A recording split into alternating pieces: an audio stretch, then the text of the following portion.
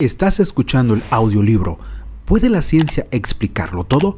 Del autor John C. Lennox, editorial CLIE, año 2021, narrado por Otoniel Ruiz. Capítulo 3. Desmontando mitos, primera parte. La religión depende de la fe, la ciencia no. A menudo me dicen que el problema de los que creen en Dios es precisamente ese, que son creyentes. Es decir, que son personas de fe. La ciencia es muy superior porque no requiere fe. Suena genial. El problema es que no podría ser más incorrecto. Deja que te cuente un encuentro que tuve con Peter Singer, un ético famoso en todo el mundo, de la Universidad de Princeton en los Estados Unidos. Singer es ateo y celebré un debate con él en la ciudad natal de Melbourne, Australia, sobre el tema de la existencia de Dios. En mis comentarios introductorios dije al público lo que ya he dicho antes, que creí en la Irlanda del Norte y que mis padres eran cristianos. La reacción de Singer fue decir que ese era uno de los ejemplos de una de sus objeciones a la religión, que las personas tienden a heredar la fe en la que se criaron. Para él, la religión es simplemente una cuestión de herencia y de entorno, no de verdad. Le dije, Peter, permita que le pregunte, ¿sus padres eran ateos? Mi madre era atea, sin duda. Mi padre era más bien agnóstico, contestó. De modo que usted perpetúa la fe de sus padres, igual que yo, dije. Bajo mi punto de vista no es fe, dijo. Pues claro que es fe. ¿No es lo que cree? Repuse. El público prorrumpió en carcajadas. Y no solo eso, sino que, como descubrí más adelante en el ciberespacio, se vio invadido por estas preguntas. ¿Es que Peter Singer, el famoso filósofo, no se da cuenta de que su ateísmo es un sistema de creencias? ¿Nunca ha oído hablar de personas como el cosmólogo Alan Sachs, que se vieron convencidos por la evidencia de la existencia de Dios y se convirtieron al cristianismo en un momento posterior de su vida? ¿Qué es la fe? Muchos ateos destacados comparten la confusión de Singer respecto a la fe, y como resultado de ello, hacen afirmaciones igual de absurdas. Los ateos no tienen fe, dice Richard Dawkins, pero sin embargo su obra El espejismo de Dios habla de todo aquello en lo que él cree, su filosofía atea del naturalismo en la que tiene gran fe. Dawkins, como Singer, piensa que la fe es un concepto religioso que significa creer cuando sabes que no existen evidencias. Ambos están muy equivocados. La fe es un concepto cotidiano y al usarlo como tal con frecuencia descubren sus propias cartas. Según el Oxford English Dictionary, la palabra fe procede del latín fides, que significa lealtad o confianza, y si tenemos la cabeza en un sitio, normalmente no nos fiamos de hechos o de personas sin tener evidencias. Después de todo, la toma de decisiones bien motivadas, basadas en la evidencia, es el modo en que suele ejercerse la fe. Piensa en cómo consigues que el director de tu banco se fíe de ti o en que basas tu decisión para subirte a un autobús o a un avión. Creer cuando no hay evidencias es lo que suele llamarse fe ciega. Y sin duda en todas religiones encontrarás adeptos que creen ciegamente. La fe ciega puede ser muy peligrosa. Piensa en el 11S. No puedo hablar de otras religiones, pero la fe que se espera de parte de los cristianos no es, ni mucho menos, ciega. De no ser así, yo no sentiría ningún interés por ella.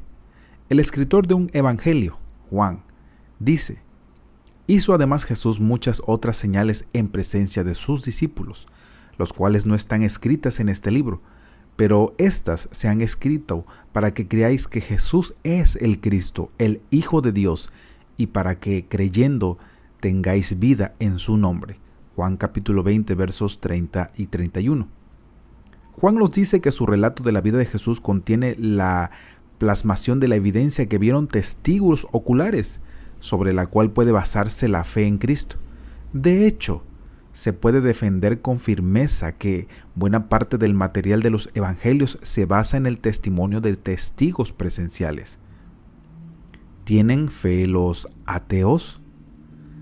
Esta confusión sobre la naturaleza de la fe conduce a muchas personas a otro grave error: pensar que el ateísmo y la ciencia excluyen la fe. Sin embargo, lo irónico del caso es que el ateísmo es un sistema de creencias y que la ciencia no puede existir sin fe. El físico Paul Davies dice que la actitud científica correcta es esencialmente teológica. La ciencia solo puede avanzar si el científico adopta una cosmovisión esencialmente teológica. Señala que hasta el científico más ateo acepta como acto de fe, cursivas mías, la existencia de un orden en la naturaleza semejante a una ley, que es al menos parcialmente comprensible para nosotros.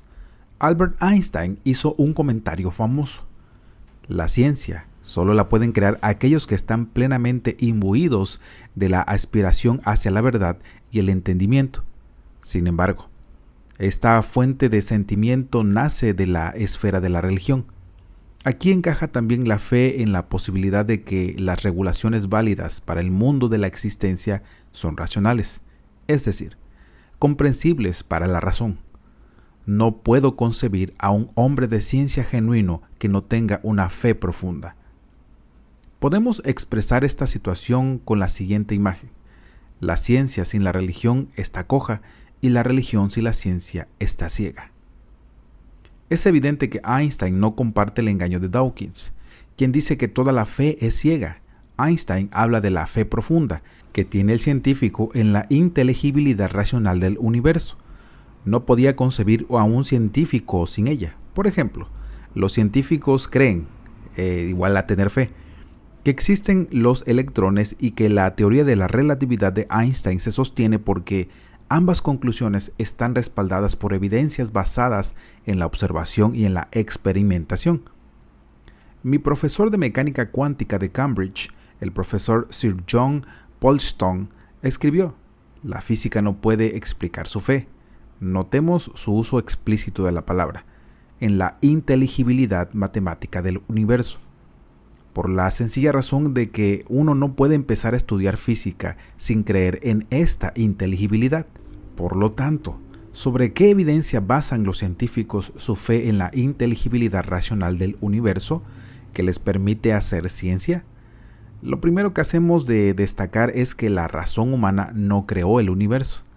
Esta idea es tan evidente que al principio puede parecer absurda, pero de hecho tiene una importancia fundamental cuando nos ponemos a evaluar la validez de nuestras facultades cognitivas. No solo no creamos el universo, sino que tampoco creamos nuestra capacidad cognitiva. Podemos desarrollar nuestras facultades racionales mediante el uso, pero no las originamos. ¿Cómo puede ser, entonces, que lo que sucede en nuestras pequeñas cabezas pueda darnos algo aproximado a una imagen certera de la realidad? ¿Cómo puede ser que una ecuación matemática que surgió en la mente de un matemático pueda corresponderse con el funcionamiento del universo? Fue precisamente esta pregunta la que indujo a Einstein a decir: lo más incomprensible del mundo es que es comprensible. De igual modo, un físico ganador del premio Nobel, Eugene Winger, escribió en cierta ocasión un ensayo titulado La irrazonable efectividad de las matemáticas en las ciencias naturales. Pero solo es irrazonable desde el punto de vista ateo. Desde el punto de vista bíblico, encaja perfectamente con las afirmaciones. En el principio era el Verbo, y el Verbo era Dios. Todas las cosas por él fueron hechas. Juan capítulo 1 versos 1 y 3. En ocasiones, cuando converso con mis colegas científicos, les pregunto: ¿con qué hacéis ciencia? Con mi mente, dicen algunos, y otros que sostienen la idea de que la mente es el cerebro dicen: con mi cerebro. Háblame de tu cerebro. ¿Cómo ha llegado a existir? Por medio de unos procesos naturales y reflexivos y no guiados. Entonces, ¿por qué te fías de él? Pregunto. Si pensaras que tu ordenador es el producto final de unos procesos irreflexivos y no guiados, ¿confiarías en él? Ni por casualidad, responden. Pues entonces está claro que tienes un problema. Después de una pausa tensa, A veces me preguntan de dónde he sacado ese argumento, y la respuesta les parece bastante sorprendente, de Charles Darwin. Este escribió: siempre surge en mí la horrible duda de si las convicciones de la mente humana, que se ha desarrollado partiendo de la mente de los animales inferiores, tienen algún valor o son dignas de confianza. Llevando un paso más allá la lógica de este argumento, el físico John Polkinghorne dice que si reduces los sucesos mentales a la física y la química, destruye su significado. ¿Por qué es así? Entonces, el pensamiento queda reemplazado por eventos neuronales electroquímicos. Dos de estos eventos no se pueden confrontar en el discurso racional. No son ni acertados ni erróneos, sencillamente suceden. El mundo del discurso racional desaparece en medio del parloteo absurdo de las sinapsis activadas. Francamente, esto no puede ser así, y ninguno de nosotros cree que lo sea. Polkinghorne es cristiano, pero también hay algunos ateos muy conocidos que detectan el mismo problema. John Gray escribe: el humanismo moderno consiste en la fe de que, por medio de la ciencia, la humanidad puede conocer la verdad y así ser libre. Pero si la teoría de la selección natural de Darwin es cierta, esto es imposible. La mente humana sirve al progreso evolutivo, no a la verdad. Otro destacado filósofo, Thomas Nagel, piensa de la misma manera. Ha escrito un libro titulado La mente y el cosmos, que lleva el provocativo subtítulo: porque la concepción neodarwinista materialista de la ciencia es, casi con certeza, falsa. Nagel es un ateo convencido que dice con cierta honestidad: no quiero que exista un Dios. Y aún así escribe lo siguiente: pero si lo mental no es en sí mismo meramente físico, la ciencia física no puede explicarlo del todo. El naturalismo evolutivo implica que no deberíamos tomarnos en serio ninguna de nuestras convicciones, incluyendo la imagen científica del mundo de la que depende el propio naturalismo evolutivo. Es decir, que el naturalismo y por consiguiente el ateísmo socava los cimientos de la racionalidad necesaria para construir, entender o creer en cualquier tipo de argumento, y no hablemos ya de uno científico. El ateísmo empieza a sonar como una gran delusión que se contradice a sí misma, una falsa creencia persistente que se sustenta frente a contundentes evidencias contradictorias. Por supuesto, rechazo el ateísmo porque creo que el cristianismo es cierto, pero también lo rechazo porque soy científico. ¿Cómo me iba a impresionar una cosmovisión que socava la propia racionalidad que necesitamos para hacer ciencia? La ciencia y Dios combinan muy bien. Lo que no combina en absoluto es la ciencia y el ateísmo. La sencillez y la complejidad. Otra manera de enfocar este tema es pensar de nuevo en las explicaciones. En el ámbito científico, a menudo nos enseñan que una explicación válida intenta explicar cosas complejas en términos de cosas más sencillas. Este tipo de explicación se denomina reduccionista y ha tenido éxito en numerosas áreas. Un ejemplo es el hecho de que el agua, una molécula compleja, está formada por elementos más sencillos que son el hidrógeno y el oxígeno. Sin embargo, el reduccionismo no funciona en todas partes. De hecho, hay un entorno en el que no funciona en absoluto. Toda explicación completa de las palabras impresas en un menú, pongamos, debe involucrar algo mucho más complejo que el papel y la tinta que componen ese menú. Debe involucrar la apabullante complejidad de la mente de la persona que diseñó el menú. Esta explicación la entendemos al mar de bien. Alguien diseñó el menú, por muy automatizados que estén los procesos que conducen a la fabricación del papel, la elaboración de la tinta y la impresión. La idea es que cuando vemos algo que conlleva una información semejante al lenguaje, postulamos la participación de una mente. Ahora, entendemos que el ADN es una macromolécula portadora de información. El genoma humano está escrito en un alfabeto químico que consiste solo de 4 letras. Tiene una longitud de más de 3.000 millones de letras y encierra el código genético. En este sentido, Es la palabra más larga jamás descubierta. Si un menú impreso, inteligible, no puede ser el producto de procesos naturales y racionales, sino que necesita la intervención de una mente. ¿Qué debemos decir del genoma humano?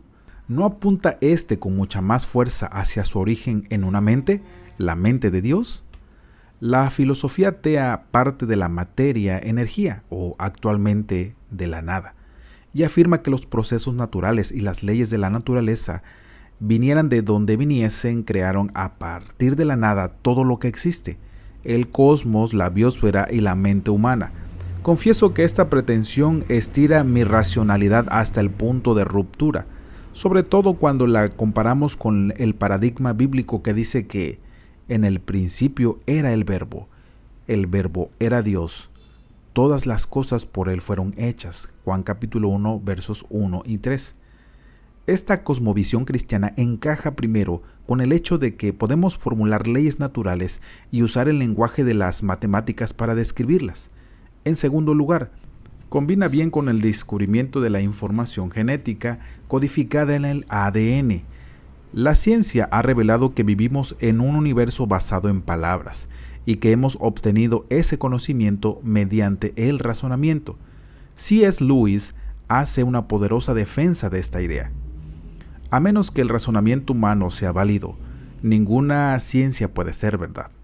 Si en última instancia la realidad no es material, no tener esto en cuenta dentro de nuestro contexto supone pasar por alto el hecho más importante de todos.